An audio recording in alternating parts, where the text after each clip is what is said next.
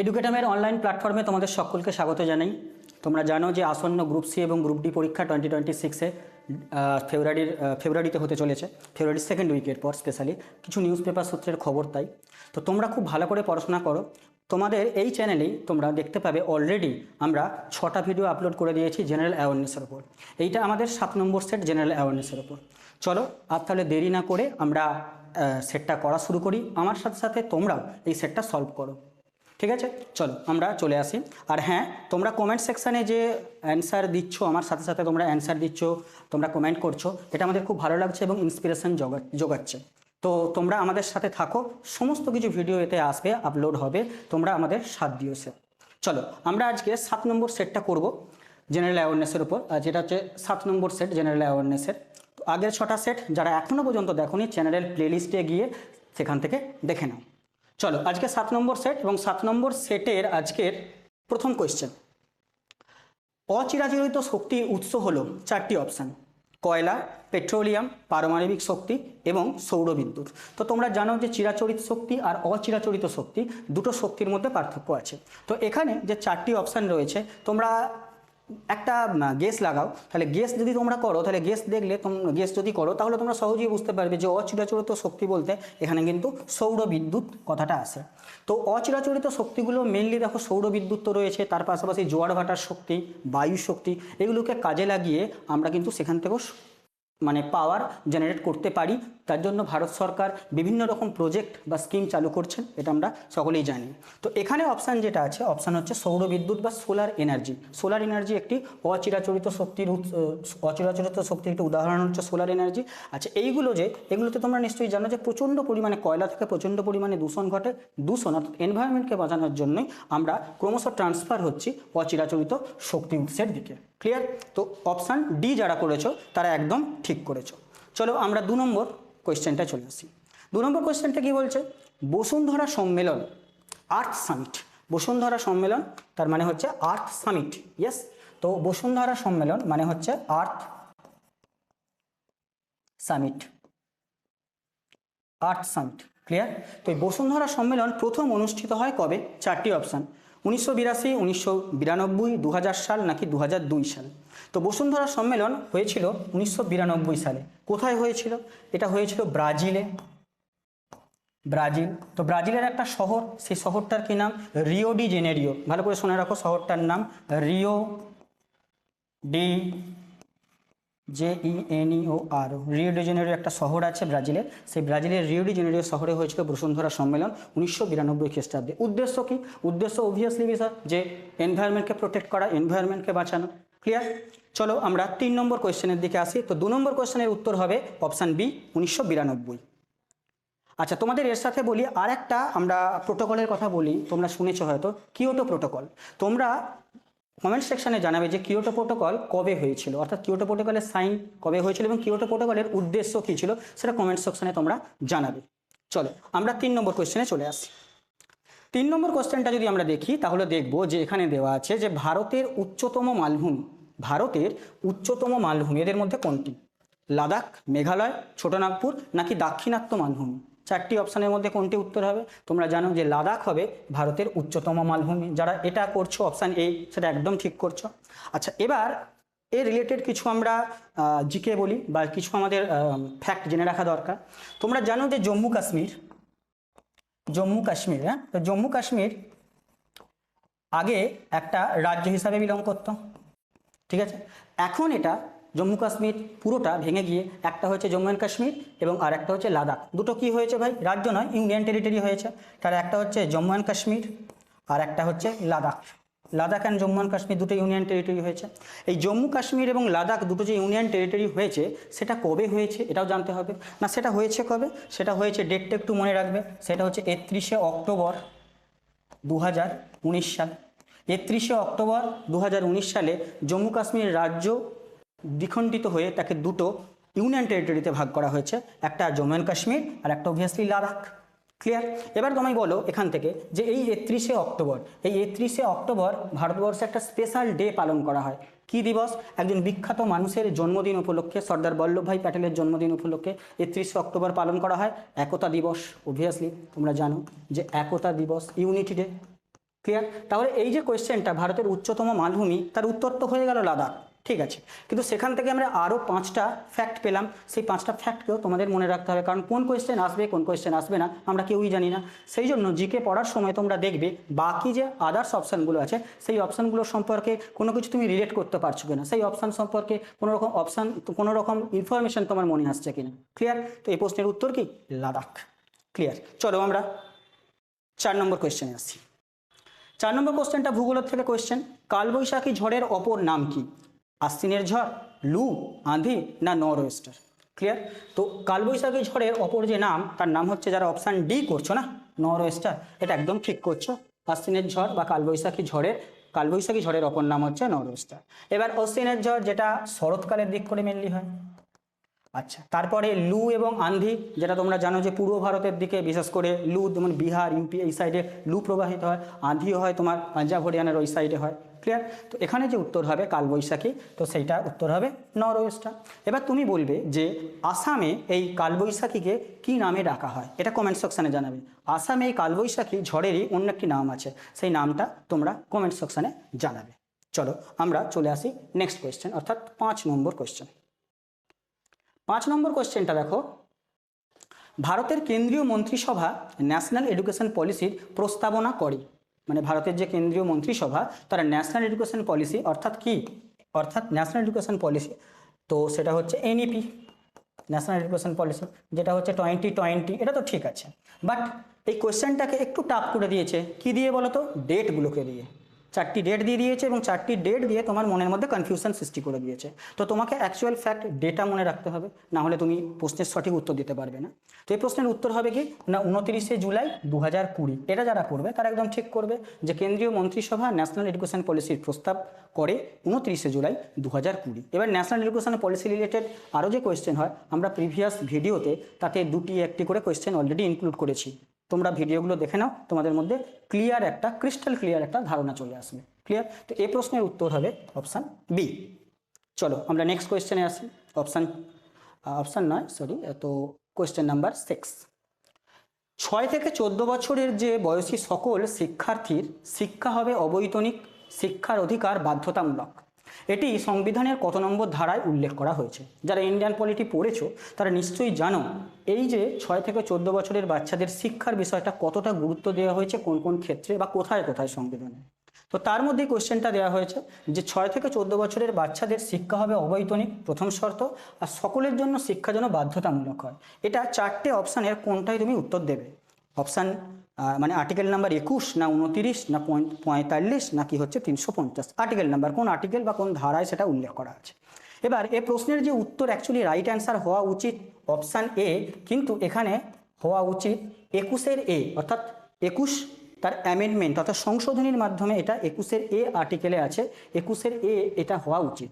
এবার অনেকে মনে প্রশ্ন করতে পারো 45-এও তো শিক্ষার বিষয় বলা আছে এবং শিক্ষার অধিকার বাধ্যতামূলক এটাও বলা আছে, 14 বছর বয়সী পর্যন্ত সব কিছু আছে, কিন্তু দুটোর মধ্যে মেন পার্থক্য এটা 21-এর এ এটা কি বলতো, আমাদের মৌলিক অধিকার।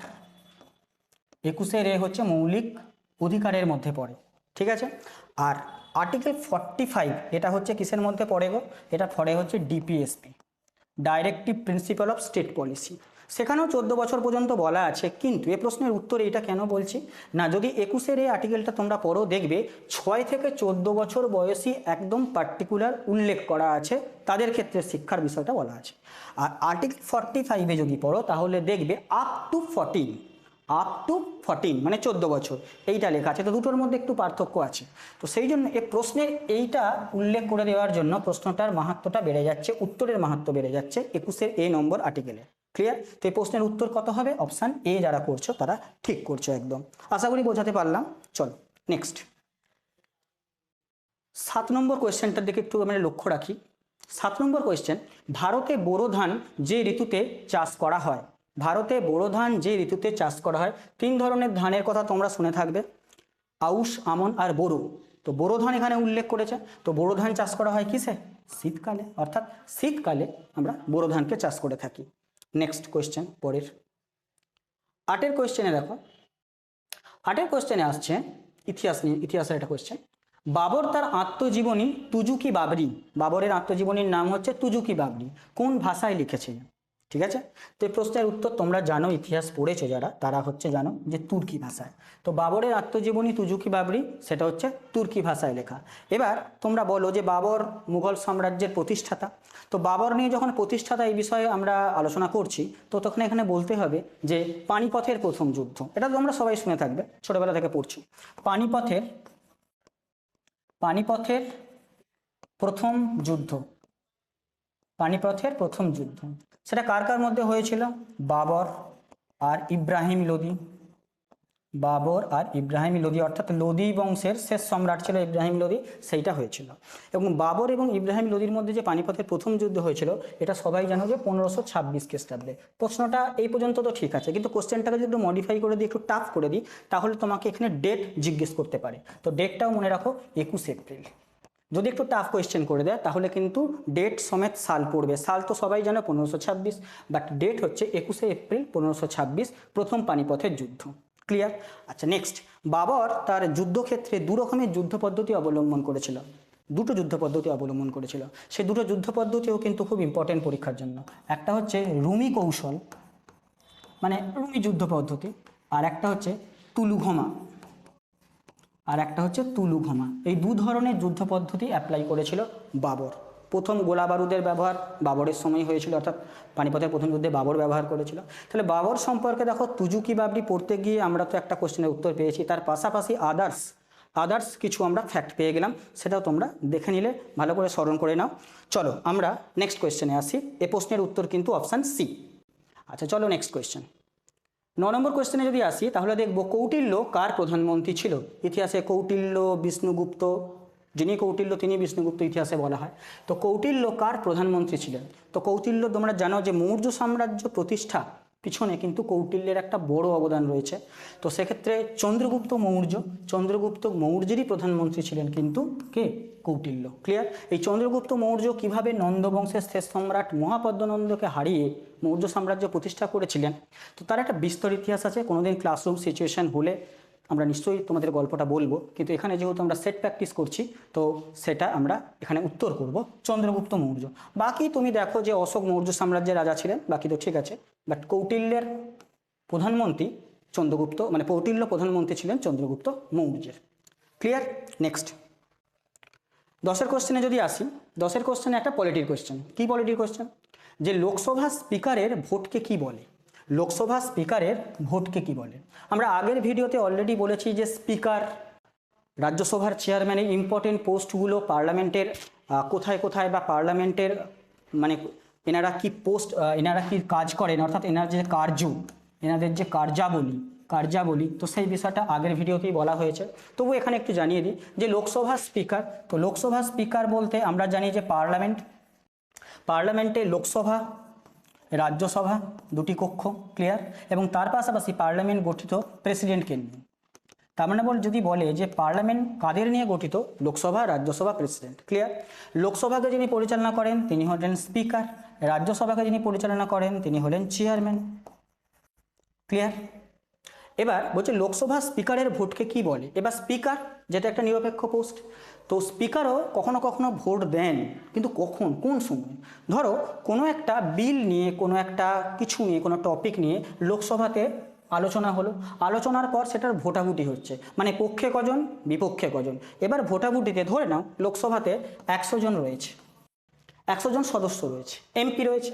সেই 100 জন এমপির মধ্যে শাসক শিবির যারা আছে, শাসক শিবির সেই বিলটার পক্ষে 50 জন হ্যাঁ বলল, আবার যারা বিরোধী শিবির তারা সেই বিলটার পক্ষে 50 জন। তাহলে বিলটাকে নিয়ে 50-50 হয়ে গেছে। এই 50-50 কন্ডিশানে বিলটার কি হবে, অর্থাৎ সদর্থক না নাবাচক, কোনটা হবে? সেই জায়গায় ইম্পর্টেন্ট হয়ে দাঁড়ায় স্পিকারের ভোট। স্পিকার কোন দিকে ভোট দেবেন, শাসকের দিকে নাকি বিরোধীদের দিকে? ক্লিয়ার? তো সেই জন্য স্পিকারের ভোটটাকে বলে কাস্টিং ভোট। যার দিকেই ভোট যাবে সেই 50+1 হবে, আইদার এ হতে পারে, আইদার এ হতে পারে। ক্লিয়ার? তাহলে কোনো একটা ইম্পর্টেন্ট জিনিস নিয়ে যখন ভোটাভুটি হয়, যখন সেই ভোটাভুটিতে 50-50 হয়ে যায়, তখন কাস্টিং ভোট দেওয়ার প্রয়োজন হয় পড়ে স্পিকারের। সেই ভোটটা কি বলা হয়? নির্ণায়ক ভোট বা কাস্টিং ভোট। আশা করি কিছুটা হলেও বোঝাতে পারলাম। তো প্রশ্নের উত্তর হচ্ছে নির্ণায়ক ভোট। পরে চলে আসো 11 নম্বর কোয়েশ্চেন। 11 নম্বর কোয়েশ্চেনটা বলছে, কে সংসদীয় শাসন ব্যবস্থায় প্রকৃত শাসন ক্ষমতা ভোগ করেন? সংসদীয় শাসন ব্যবস্থায় প্রকৃত শাসন ক্ষমতা ভোগ করেন। অপশান রাষ্ট্রপতি, প্রধানমন্ত্রী, লোকসভা স্পিকার নাকি সুপ্রিম কোর্টের প্রধান বিচারপতি। তো সংসদীয় শাসন ব্যবস্থায় প্রকৃত শাসন ক্ষমতা ভোগ করেন কে? প্রধানমন্ত্রী। তিনি সংসদীয় শাসন ব্যবস্থায় প্রকৃত শাসন ক্ষমতা ভোগ করেন। ক্লিয়ার? নেক্সট পরের কোয়েশ্চেন। 12 কোশ্চেনটা যদি দেখি আমরা তাহলে দেখব, নিচের কোন দ্রব্যটি রপ্তানির মাধ্যমে ভারতের সর্বাধিক বৈদেশিক মুদ্রা আয় করে? মানে ভারতের সর্বাধিক বৈদেশিক মুদ্রা অর্জন হয়। ক্লিয়ার? তো সেটা কার মাধ্যমে, কোন জিনিসটা রপ্তানি করে আমরা পাই? অপশান অনুযায়ী, এখানে অপশান অনুযায়ী আছে আকরিক লোহা, চা, বস্ত্র এবং পারদ। তো এখানে অপশান অনুযায়ী যেটা যাবে সেটা হচ্ছে সি, অর্থাৎ বস্ত্র। তো এটাকে আমরা যদি রপ্তানি করি সেখান থেকে সব থেকে বেশি পরিমাণে বৈদেশিক মুদ্রা আমরা আর্ন করতে পারি। কিন্তু ওভারঅল যদি বলা হয়, যদি অপশানের মধ্যে পেট্রোলিয়াম যত প্রোডাক্ট থাকতো না, পেট্রোলিয়াম প্রোডাক্ট থাকলে, পেট্রোলিয়াম যদি প্রোডাক্ট থাকতো তাহলে কিন্তু সেটা হতো। দেখো, র পেট্রোলিয়াম যে বিষয়টা, তেল আমরা কাঁচা তেল বিদেশ থেকে আনি, এখানে পিউরিফাই করি, পিউরিফাই করার পর সেখান থেকে বিভিন্ন রকম প্রোডাক্টও আমরা পাই, সেই প্রোডাক্টগুলোকে যখন আমরা বাইরে রপ্তানি করি, সেখান থেকে বাইরে থেকে অর্থাৎ বাইরের দেশ থেকে আমাদের বৈদেশিক মুদ্রা অর্জন হয়, সেটাতে আমরা কিন্তু নাম্বার 1-এ আছি। কিন্তু এখানে যেহেতু অপশানে আছে দেখো পেট্রোলিয়াম প্রোডাক্ট নেই, এখানে বস্ত্রটা হবে তুলনামূলকভাবে রাইট অ্যান্সার। সর্বাধিক বৈদেশিক মুদ্রা আয় করে এখান থেকে, কিন্তু ওভারঅল বললে ভারত কিন্তু পেট্রোলিয়াম জাত যে প্রোডাক্ট সেগুলো রপ্তানি করে সেখান থেকে বৈদেশিক মুদ্রা আয় করে। আশা করি বোঝাতে পারলাম। চলো নেক্সট কোয়েশ্চেন। 12 পর হচ্ছে 13 কোয়েশ্চেন, এটাও ইকোনমিক্সের একটা কোয়েশ্চেন, যে জিএসটি চালু হওয়ার ফলে নিচের কোন কর বিলুপ্ত হয়েছে? তো জিএসটি, প্রথম কথা দেখো,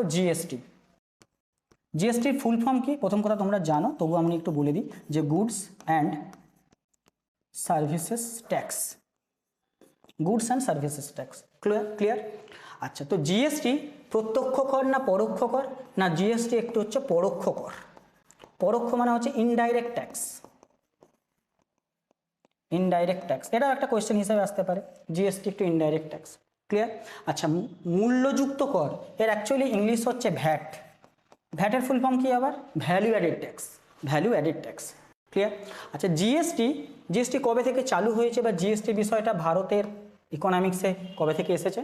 তো ইকোনমিক্সে বলবো না, ভারতের যে সিস্টেমে, ভারতের যে সিস্টেমে সেটা কবে এসেছে তো জিএসটি ইন্ট্রোডিউসড হয় ভারতে, সেটা হচ্ছে 1 জুলাই 2017। 1 জুলাই 2017 হচ্ছে জিএসটি ইন্ট্রোডিউসড হয়। সেই সময় ভারতের ফাইন্যান্স মিনিস্টার কে ছিল? অরুণ জেটলি। ঠিক আছে, অরুণ জেটলি। তাহলে অরুণ জেটলি সেই সময় ফাইন্যান্স মিনিস্টার। কবে থেকে চালু হয়েছে? 1 জুলাই 2017 থেকে। জিএসটি একটা ইনডাইরেক্ট ট্যাক্স, জিএসটির ফুল ফর্ম। ক্লিয়ার? আশা করি সব কটা জিনিসে বোঝা গেল। আচ্ছা, তোমাকে শুধু একটি কোশ্চেনের উত্তর দিতে হবে। এই যে 1 জুলাই আমরা জিএসটি ডে পালন করি, কারণ জিএসটি সেই দিন চালু হয়েছিল। তোমাকে বলতে হবে 1 জুলাই জিএসটি ডে ছাড়াও 1 জুলাই আর কি জন্য বিখ্যাত? ভারতেরই একজন বিখ্যাত চিকিৎসক, তো তার একটু হিন্টস তো তার বার্থডে উপলক্ষে জিএসটি ওই 1 জুলাই তোমার সেটা ডে পালন করা হয়। সে কী ডে সেটা তোমরা কমেন্ট সেকশানে জানাবে। তাহলে এখান থেকে আমরা কি উত্তর পাবো? এবার দেখো, জিএসটি চালু হওয়ার পরে নিচের কোন কর বিলুপ্ত হয়ে গেছে? অপশান এ, অর্থাৎ মূল্যযুক্ত কর বা ভ্যালু অ্যাডেড ট্যাক্সকে পুরোপুরি তোমার বিলুপ্ত করে দেওয়া হয়েছে। তার পরিবর্তে আমরা জিএসটি চালু করেছি। জিএসটি চালু করার পরে অনেক করই একসাথে মার্জ করে দেওয়া হয়েছে। আগে আলাদা আলাদা স্পেসিফিকেশান আলাদা থাকতো, কিন্তু এখন সেটা একেবারে করে দেওয়া হয়েছে, ভ্যাটকে পুরো তুলে দেওয়া হয়েছে। ক্লিয়ার? নেক্সট চলো, 13 পর আমরা 14 আসি। কম্পিউটারে কোশ্চেন, র্যাম এর ফুল নাম কি, অর্থাৎ পুরো কথা কি? সবাই জানো যে র্যান্ডম অ্যাক্সেস মেমোরি, এটা একটা ভোলাটাইল মেমোরি। যতক্ষণ কম্পিউটারে পাওয়ার অন থাকে ততক্ষণ, তারপরে কম্পিউটারে পাওয়ার অনগুলো পুরো ভুলে যায়, ভোলাটাইল মেমোরি। তো র্যান্ডম অ্যাক্সেস মেমোরি বা হচ্ছে র্যাম। ক্লিয়ার? নেক্সট পরের কোশ্চেন আছে 15 নম্বর কোশ্চেন, লাভানৃত্য কোন ভারতীয় উৎসবের সঙ্গে যুক্ত? লাভানৃত্য, হ্যাঁ, কালচারাল যে সেকশনটা আছে সেটা কিন্তু খুব ইম্পর্টেন্ট তোমাদের আসন্ন গ্রুপ সি এবং গ্রুপ ডি পরীক্ষার জন্য। কালচারাল সেকশন থেকে আমার যতদূর মনে হয় অবশ্যই কোয়েশ্চেন আসতে চলেছে। ক্লিয়ার? তো আমরা প্রতি সেটেই এই কালচারাল সেকশন থেকে বিভিন্ন কোয়েশ্চেন দিচ্ছি। তো এবারে যে কোয়েশ্চেনটা সেটা হচ্ছে লাভানৃত্য। এটা অ্যাকচুয়ালি ভারতীয় উৎসবের সঙ্গে একটা যুক্ত। সেটা কোন উৎসব? অপশান যারা সি করছো, বিবাহ, একদম বিবাহ যারা করছো তারা কিন্তু ঠিক করেছো। এবার এই যে বিবাহ উৎসবে লাভানিত্য, এটা স্পেশালি কোথায় হয়? এটা স্পেশালি হয় তোমার ঝাড়খণ্ড প্লাস হচ্ছে উড়িষ্যা বা ওড়িশা, যাই বলো না কেন, ঝাড়খণ্ড এবং উড়িষ্যা এই স্পেশাল জায়গায় তোমার ঝাড়খণ্ড এবং উড়িষ্যা বিবাহ অনুষ্ঠানে লাভানিত্য এই উৎসবটা হয়ে থাকে। ক্লিয়ার? নেক্সট, পোঙ্গল তো তোমরা জানো, কেরালার ফেস্টিভ্যাল পোঙ্গল। আচ্ছা, পরের হচ্ছে 16 নম্বর কোশ্চেন। 16 নম্বর কোশ্চেনটা হচ্ছে, ভারতের জন্য 2025-26 অর্থবর্ষে কোন খাতকে উন্নয়নের জন্য নতুন প্রাধান্য দেওয়া হয়েছে? তাহলে উন্নয়নের স্বার্থে নতুন প্রাধান্য দেওয়া হয়েছে 25-26 অর্থবর্ষ। এই তিনটে টার্ম এখানে মনে রাখো। অপশানগুলো দেখে নিই। খনি খাত, হালকা শিল্প, ঘরে বসে সেবা ক্ষেত্র, ইনফ্রাস্ট্রাকচার ও নির্মাণ। তো বুঝতেই পারছো উন্নয়নের স্বার্থ, আর সেখানে ইনফ্রাস্ট্রাকচার থাকবে না, নির্মাণ থাকবে না, এটা তো হতে পারে না। তো অপশান যারা ডি করবে তারা একদম ঠিক করবে। নেক্সট চলো 17 নম্বর কোয়েশ্চেন একটু চলে আসি। 17 নম্বর কোয়েশ্চেন দেখো, ভারত সরকারের 2025 সালের বাজেটে আয়কর ছাড় দেওয়া হয়েছে আয়ের কত পর্যন্ত? অর্থাৎ আগের যে বাজেটটা গেছে 2025-এ, তো সেখানে আয়কর ছাড় দেওয়া হয়েছে কত পর্যন্ত? তো তোমরা জানো এটা 12 লক্ষ টাকা পর্যন্ত ইনকাম যদি হয় তাহলে সেক্ষেত্রে কিন্তু আয়কর ছাড় দেওয়া হয়েছে। ক্লিয়ার? নেক্সট পরের কোয়েশ্চেন 18 হচ্ছে, কোন খেলায় এলবিডব্লিউ এই টার্মটা কোন খেলার সাথে যুক্ত? এলবিডব্লিউ ফুল ফর্ম কি গো? এলবিডব্লিউর ফুল ফর্ম হচ্ছে leg before wicket. Leg before wicket, যারা ক্রিকেট দেখো, ফলো করো, তারা এই টার্মটার সঙ্গে পরিচিত। যারা দেখো না তারা জেনে না লেগ বিফোর উইকেট। তো এলবিডব্লিউ কথাটা টার্ম বলেই দিলাম, সেটা কার সঙ্গে? ক্রিকেটের সঙ্গে যুক্ত এলবিডব্লিউ। ক্লিয়ার? নেক্সট পরের কোয়েশ্চেন 19, স্নুকার খেলা। স্নুকার এক প্রকার খেলা। সেই যে খেলাটা হয় সেখানে একটা টেবিল ব্যবহার করা হয়। সেই টেবিল, স্নুকার খেলার টেবিল ব্যবহার করা হয়। সেই টেবিলের রং কি? স্নুকার খেলায় যে টেবিলটা ব্যবহার করা হয় সেই টেবিলের রং কি? তো সেই টেবিলের রং হবে গাঢ় সবুজ। অ্যাকচুয়ালি উত্তর হবে গাঢ় সবুজ। ঠিক আছে, গাঢ় সবুজ হচ্ছে উত্তরটা হবে। তো গাঢ় সবুজ যারা আছে, তো গাঢ় সবুজ উত্তরটা করো। দাঁড়ো একটা মিনিট, কি হলো একটু। গাঢ় সবুজ যে উত্তরটা হবে, যারা উত্তর করেছো গাঢ় সবুজ, তাদের কিন্তু এটা ঠিক হবে। অর্থাৎ গাঢ় সবুজ, এটা করে নাও যে গাঢ় সবুজ যেটা উত্তর সেটা কিন্তু হবে এটা। আচ্ছা, এবার দেখো স্নুকার খেলা সম্পর্কে একটা জিনিস বলি। স্নুকার খেলা, তো স্নুকার খেলা সম্পর্কে যদি একটা জিনিস বলতে যাই তাহলে দেখবে যে স্নুকার খেলাতে টোটাল বলের সংখ্যা থাকে 22টা বল থাকে। তো সেখানে 22টা বলের মধ্যে 15টা লাল বল থাকে, একটা সাদা বল থাকে, আর বাকি যে 6টা বল সেটা হচ্ছে বিভিন্ন কালারের থাকে, অন্যান্য কালারের থাকবে। তোমার গোলাপি হতে পারে, হলুদ হতে পারে, এরকম সব কালারের থাকবে। কিন্তু টোটাল 22টা বল থেকে 15টা রেড, একটা সাদা, আর বাকি হচ্ছে অন্যান্য কালারের। এই 22টা বলের আবার দেখবে আলাদা আলাদা পয়েন্ট ভাগ আছে, ভাগ করা আছে। তো তোমার এখানে বলছে টেবিলের রং কি, তাহলে এখানে টেবিলের রং হচ্ছে গাঢ় সবুজ। এটা যে উত্তর আছে এটা হবে গাঢ় সবুজ অ্যান্সার। ক্লিয়ার? এবার তোমরা বলো যে স্নুকার খেলার সঙ্গে যুক্ত একজন ব্যক্তির নাম, ভারতের একজন বিখ্যাত ব্যক্তি যিনি স্নুকার খেলেন, তো তার নাম কি? তার নাম হলো পঙ্কজ আদবানি, যিনি হচ্ছেন স্নুকার খেলার সঙ্গে যুক্ত। আচ্ছা, চলে আসো নেক্সট কোয়েশ্চেনে। আমাদের নেক্সট কোয়েশ্চেন হচ্ছে, সাবমেরিনকে আবিষ্কার করেছিলেন? সাবমেরিন, 4টে অপশান দেওয়া আছে, দেখো 4টে অপশান। সেই 4টে অপশান ভালো করে দেখে নাও কার কার নাম দেওয়া আছে। জেমস ওয়াট, মার্কনি, গ্যালিলিও এবং রিবেল, তো তার নাম দেওয়া আছে। এবং এই যে আবিষ্কার এই রিলেটেড কিন্তু একটা কোয়েশ্চেন তোমাদের আসতে পারে, খুব হাই চান্স রয়েছে group C group D. Clear? তো এখানে আবিষ্কারকের নাম তোমাকে মুখস্থ রাখতে হবে, জাস্ট মুখস্থ রাখতে হবে, এখানে কোনো থিওরিটিক্যাল বিষয় নেই, তো মুখস্থ রাখতে হবে। তো সেক্ষেত্রে আবিষ্কারকের নাম এখানে সাবমেরিন আবিষ্কারক কি হবে? সাবমেরিন আবিষ্কারক হবে এখানে তোমার এই অপশান ডি। যারা পড়েছো অপশান ডি, তো অপশান ডি যারা উত্তর করবে তারা কিন্তু একদম ঠিক করবে। ভালো করে দেখে নাও, অপশান ডি যারা উত্তর করবে সাবমেরিনের আবিষ্কারক, তারা হচ্ছে একদম ঠিক করবে। তো চলো আজকে এই 20টাই থাকলো, এই 20টা কোশ্চেন থাকলো আসন্ন গ্রুপ সি এবং গ্রুপ ডি উপলক্ষে। আমাদের সিরিজ চলছে, তোমরা অবশ্যই ভিডিওর কমেন্টে জানাবে আমাদের ভিডিও কেমন লাগছে। জিকে সেকশন থেকে আদার্স অন্যান্য যেসব সেকশনের ভিডিও আমরা আপলোড করছি, অন্যান্য বিষয় আপলোড করেছি, সেগুলো অবশ্যই তোমরা জানাবে।